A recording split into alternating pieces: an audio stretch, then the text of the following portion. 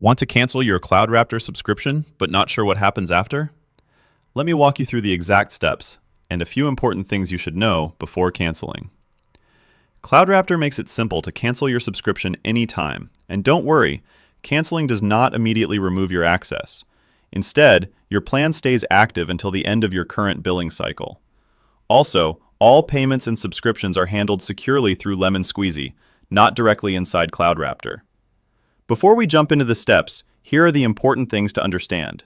Canceling will stop future charges. You'll still have full access until your billing period ends. After that, your account may switch to the free plan if available, and your limits will adjust based on that new plan. First, log into your CloudRaptor account. Go to Billing and Subscription from your dashboard. Here, you'll see your active plan and billing details.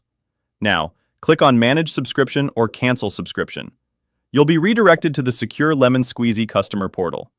From there, confirm your cancellation. This step is important. If you don't confirm it inside the portal, your subscription will stay active. Once you've confirmed, go back to your CloudRaptor dashboard.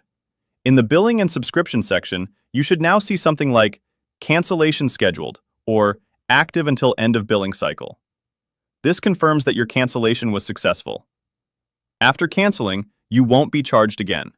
Your subscription will continue working until the current billing period ends. And once it expires, your account will adjust to the available plan, like the free tier. That's it, quick and straightforward.